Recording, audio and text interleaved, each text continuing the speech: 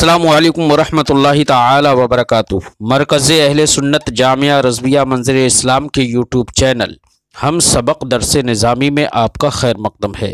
پیارے بچوں، جنہوں نے اب تک ہمارے چینل کو سبسکرائب نہیں کیا ہے وہ ضرور سبسکرائب کر لیں اور بیل آئیکن یعنی گھنٹی بھی بجا دیں تاکہ ہر ویڈیو کی نوٹیفیکیشن اطلاع اپلوڈ کرتے ہی آپ تک پہنچ جائے، اور اپنے ساتھیوں سے بھی شیئر کریں، شیئر کرنا نہ بھولیں تاکہ ان کو بھی فائدہ حاصل کرنے کا موقع ملے، اور بات پسند آئے تو لائک بھی کیا کریں اور اپنے قلبی تاثر کو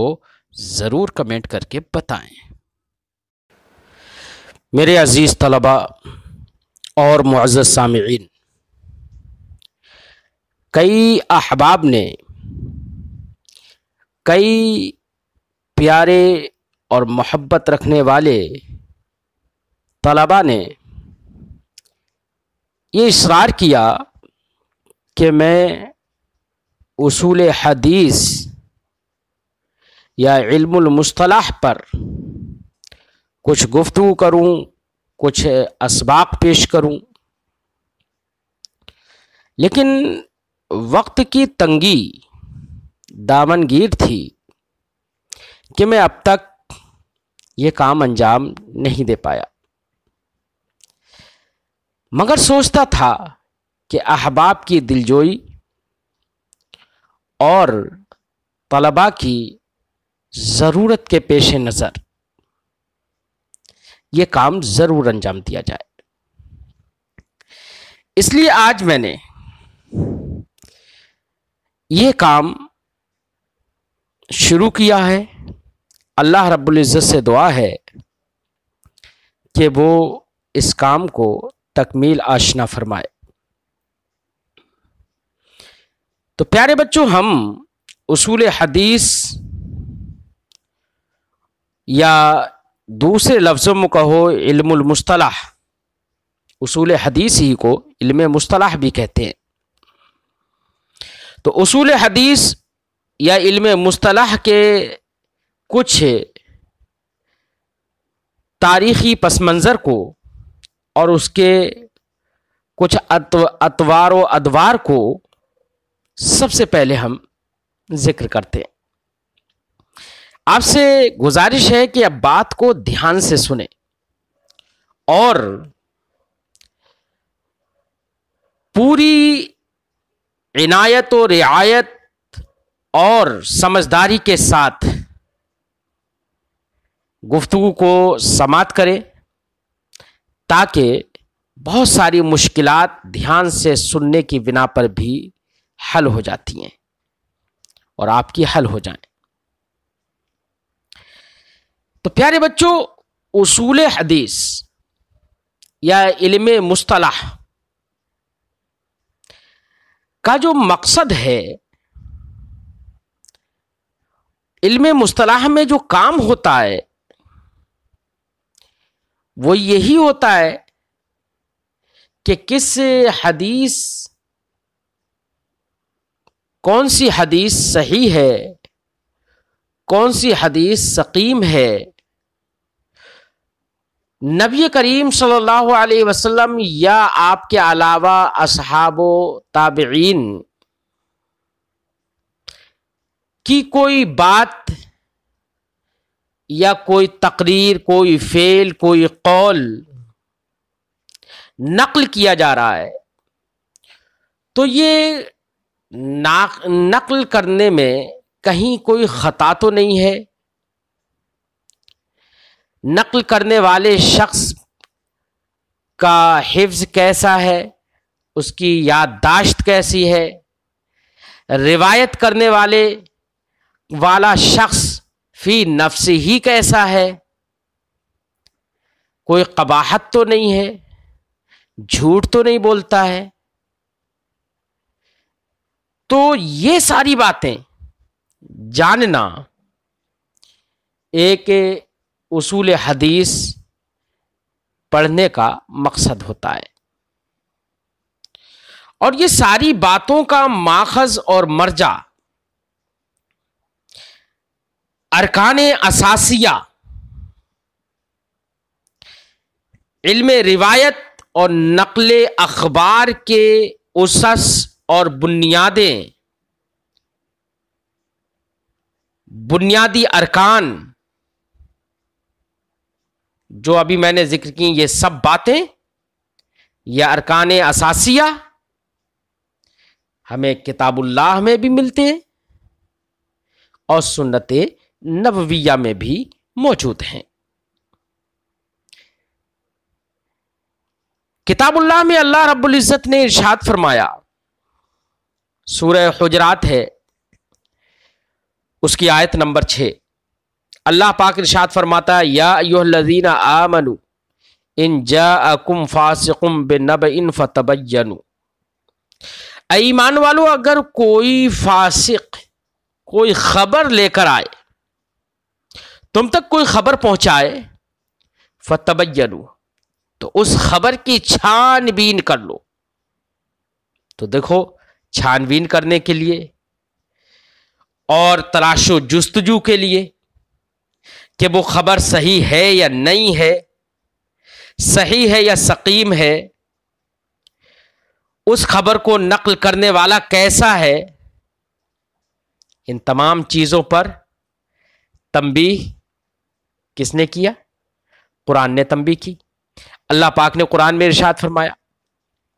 ایسے ہی ان تمام باتوں کا ماخذ اور مرجع اور ان ایلیمنٹس اور اصول اور ارکان اساس، روایت و نقل اخبار کے ارکان اساسیہ احادیث نبویہ میں بھی موجود ہیں۔ امام ترمذی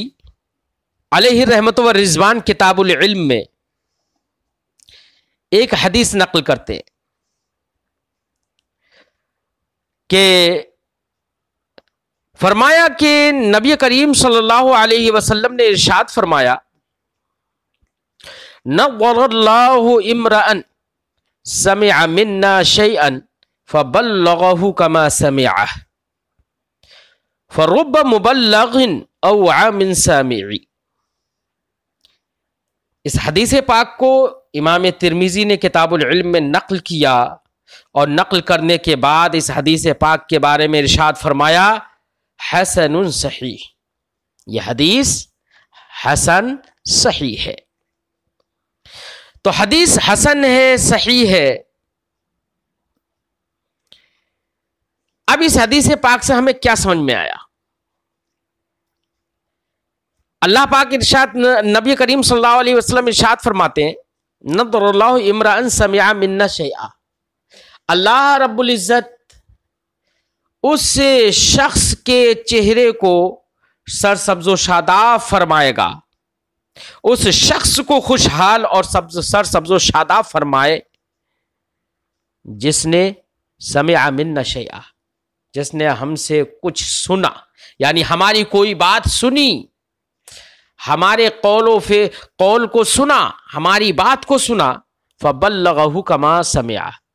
تو جیسا سنا ہو بہو ویسا ہی دوسروں تک پہنچا دے، تو ایسے شخص کو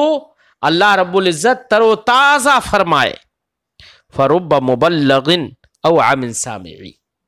کیونکہ بہت لوگ ایسے ہیں جن تک بات پہنچائی جاتی ہے اور وہ مرسل الیہ، وہ جن تک بات پہنچائی گئی ہے وہ سننے والے سے بھی زیادہ نگہداشت اور حفاظت کرنے والے اور یاد کرنے والے ہوتے ہیں۔ تو نبی کریم صلی اللہ علیہ وسلم نے ایسے شخص کے لیے دعا فرمائی، ایسے شخص کی خوشحالی کی دعا فرمائی، ایسے شخص کے لیے خوشحال اور اس کے منور اور تازہ رہنے کے لیے دعا فرمائی۔ جو شخص نبی کی بات کو سن کر اور دوسروں تک پہنچائے، ہو بہو ویسا ہی پہنچائے۔ تو پہنچانا، روایت کرنا، یہ حدیث پاک سے معلوم ہوا کہ پہنچانا چاہیے، نبی کی بات کو دوسروں تک پہنچانا چاہیے، روایت کرنا چاہیے۔ تو علم روایت اور نقل اخبار کے ارکان اساسیہ ہمیں کتاب میں بھی ملتے ہیں اور سنت میں بھی ملتے ہیں۔ ایک دوسری روایت میں ہے، امام ترمذی ہی رضی اللہ تعالی عنہ نقل کرتے ہیں، فرماتے ہیں کہ فرب حامل فقہ الی من هو افقہ من. نبی کریم صلی اللہ علیہ وسلم نے ارشاد فرمایا کہ بسا اوقات بہت سارے حامل فقہ، علم فقہ کے پیکر، فقہ کو اٹھانے والے، فقہ کا پرچم بلند کرنے والے فقہا میں سے کچھ ایسے بھی ہوتے ہیں، فقہ کو دوسروں تک پہنچانے والے لوگوں میں سے کچھ ایسے بھی ہوتے ہیں کہ جس تک پہنچایا جا رہا ہے وہ پہنچانے والے سے افقہ اور زیادہ سمجھدار اور جاننے والا ہوتا ہے. تو اس لیے بات پہنچانا چاہیے تاکہ وہ بات محفوظ رہے اور زیادہ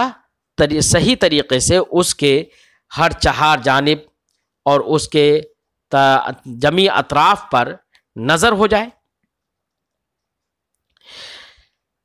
اور سرکار دو عالم صلی اللہ علیہ وسلم نے فرمایا وَرُبَّ حَامِلِ فِقْهٍ لَيْسَ بِفَقِيهٍ، اور کچھ حامل فقہ، فقہ کے اٹھانے والے، فقہ کو پہنچانے والے،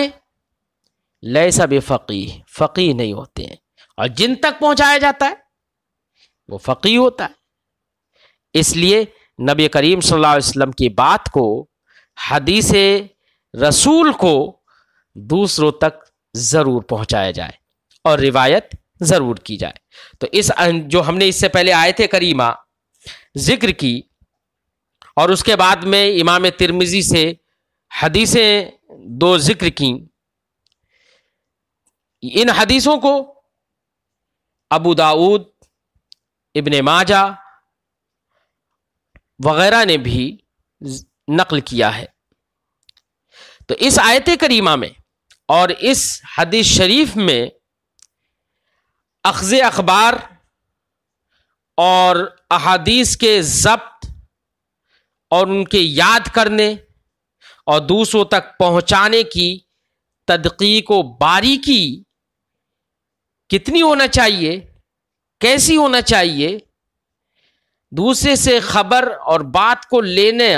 میں کتنی احتیاط برتنا چاہیے، ان تمام کا ثبوت ان آیات، اس آیت کریمہ اور ان احادیث سے ملتا ہے. تو یہ آیت کریمہ اور یہ احادیث یہ تثبت اور ہمارے اس علم میں استمساک کا مبدا ہے.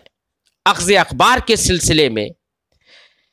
اخبار و احادیث کے ضبط اور ان کے یاد کرنے کی کیفیت کے سلسلے میں، دوسروں تک پہنچانے کے سلسلے میں یہ آیت کریمہ ہمارے لیے اور یہ احادیث طیبہ ہمارے لیے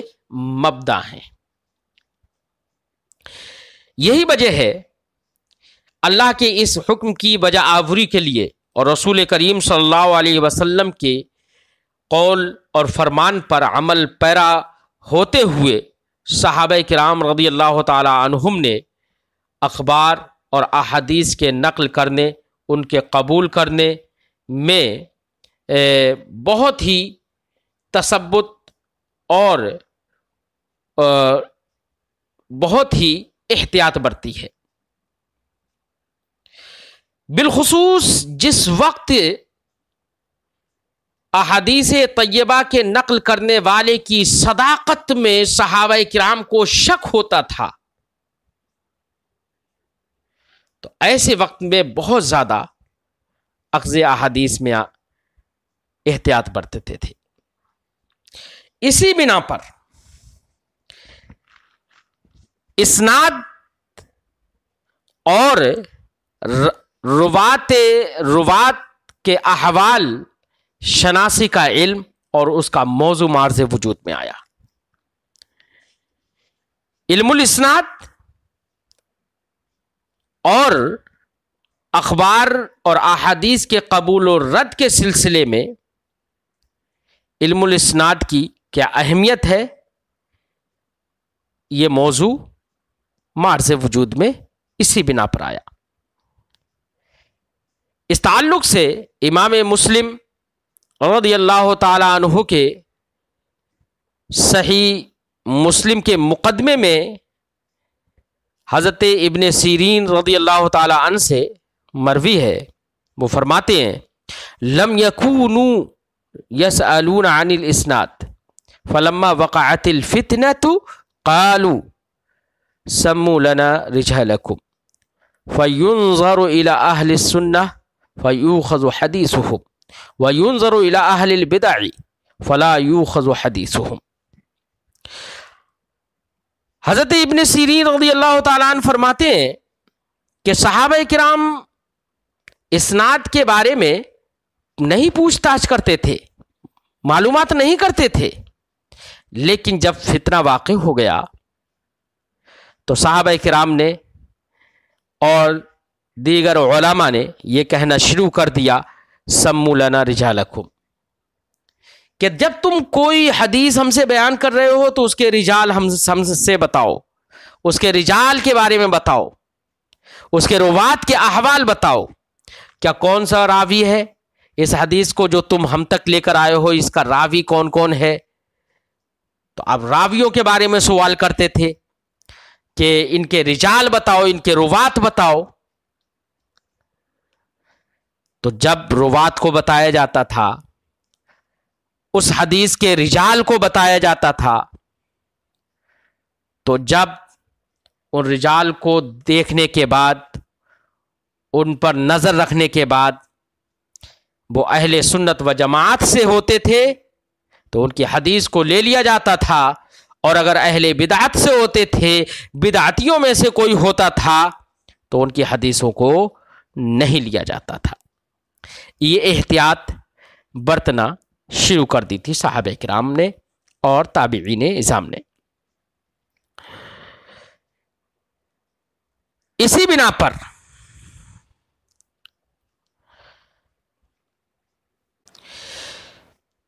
لہذا صحابہ کرام نے یہ تفتیش، تابعین اعظام نے یہ کھنگالنا پھٹکنا شروع کر دیا۔ کیوں؟ اس لیے کہ حدیث اور خبر کا قبول کرنا اس کی سند کے معرفت کے بعد ہی متصور ہو سکتا ہے۔ اسی کے پیش نظر علم جرح و تعدیل معرض وجود میں آیا، کلام علی الروات کا وجود ہوا، ایسے ہی علم معرفت المتصل او المنقطع کا، منقطع من الاسانید کا وجود ہوا کہ کون سی سند متصل ہے، کون سی سند منقطع ہے، تو سند متصل سند منقطع کو پہچان لیا جائے، تو ایسے علم کا بھی وجود ہوا۔ علل خفیہ پر نظر رکھی جائے، ایسے علم جس کے ذریعے سے علل خفیہ کی معرفت ہو، ایسے علم بھی معرض وجود میں آئے۔ لیکن اول امر میں چونکہ مجروح روات بہت کم تھے، بہت ہی کم تھے، اس لیے شروع میں ایسی گفتگو بہت کم راویوں پر تھی، کیونکہ مجروح راویوں کی تعداد اول امر میں بہت کم تھی۔ پھر اس میں وسعت ہوتی چلی گئی، علماء وسعت کرتے چلے گئے، اس کا دامن پھیلتا چلا گیا، یہاں تک کہ بہت سارے علوم میں بحث، جو کہ علوم حدیث سے تعلق رکھتے ہیں، ان میں بحث ہونا شروع ہو گئی، حدیث کے ضبط کے تعلق سے، حدیث کو نقل کرنا اور اس کی ادا کی کیفیت کے تعلق سے بحث شروع ہو گئی، حدیث ناسخ ہے یا منسوخ ہے، اس تعلق سے بحث شروع ہو گئی۔ حدیث غریب ہے یا غریب نہیں ہے، اس تعلق سے بھی بحث شروع ہو گئی۔ لیکن یہ تمام تر مباحث، یہ تمام تر آپسی گفتگو، یہ علماء کی زبانی گفتگو تھی اس وقت۔ اس گفتگو کو لکھا نہیں جاتا تھا، اس تلاش و بحث اور جستجو کو لکھا نہیں جاتا تھا اس وقت میں، بلکہ زبانی طور پر یہ تمام تر تلاش و جستجو کی جاتی تھی۔ پھر معاملہ آگے بڑھتا چلا گیا، اور یہی علوم کہ جس میں کسی حدیث کے گوشے ضبط و حفظ سے بحث کی جا رہی ہے، تحمل و ادا کی کیفیت سے بحث کی جا رہی ہے، ان علوم کو بعد میں رجسٹروں میں لکھا جانا شروع کر دیا، ان کی تدوین شروع ہو گئی، ان کا لکھنا شروع کیا گیا۔ لیکن کوئی کہیں لکھ رہا ہے، کوئی کسی کتاب میں لکھ رہا ہے، ایک کتاب میں مختلف علوم لکھے جا رہے ہیں۔ کتب آپس میں مخلوط تھیں، علم اصول مصطلح، علم اصول حدیث بھی لکھا جا رہا ہے اس میں، اور دیگر علوم بھی لکھے جا رہے ہیں، باہم کوئی ایک دوسرے سے امتیاز نہیں۔ علم اصول بھی ہے، علم فقہ بھی ہے، علم حدیث بھی ہے، جیسے کہ کتاب الرسالہ ہے، کتاب الام ہے، یہ دونوں کے دونوں امام شافعی رضی اللہ تعالیٰ عنہ کی کتابیں ہیں، اور ان کتابوں میں علم اصول سے بھی بحث ہے، علم فقہ سے بھی بحث ہے، علم حدیث سے بھی بحث ہے۔ تو ابتدائی امر میں جب معاملہ آگے بڑھا تو یہ علوم لکھے تو گئے، لیکن کتب ایک دوسرے سے ممتاز نہیں تھیں، ایک علم دوسرے سے ممتاز نہیں تھا، ایک علم کو دوسرے علم سے ممتاز کر کے علیحدہ کر کے نہیں لکھا گیا تھا۔ لیکن جب یہ علوم اور ان کی اصطلاحات مقرر ہو گئیں، ہر فن ایک دوسرے سے مستقل ہو گیا، تو چوتھی صدی ہجری میں علماء کرام نے علم مصطلح کو مستقل کتاب میں الگ مندرج کر دیا۔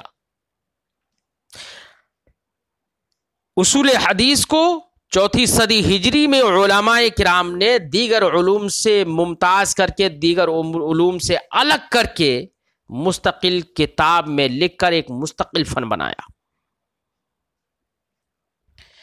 اور سب سے پہلے جنہوں نے اس علم کو الگ لکھا وہ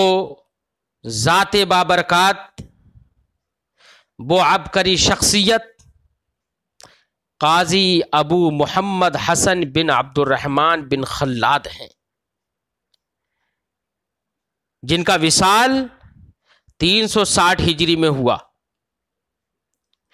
انہوں نے علم مصطلح یا علم اصول حدیث کو دیگر علوم سے جدا کر کے الگ تنے تنہا الگ بنا کر اس کو لکھا، اور اس کتاب کا انہوں نے نام رکھا المحدث الفاصل بین الراوی والواعی۔ انشاءاللہ میں اگلی گفتگو میں کچھ ایسی کتابوں کا ذکر کروں گا جو اصول حدیث یا علم مصطلح سے متعلق مستقل اس علم کو الگ بنا کر لکھی گئیں۔ اگلی گفتگو میں انشاءاللہ میں چند ایسے مصنفات، اپنے بزرگوں کی ایسی تصنیفات و تالیفات کا ذکر انشاءاللہ اگلی گفتگو میں کرتا ہوں۔ السلام علیکم ورحمۃ اللہ۔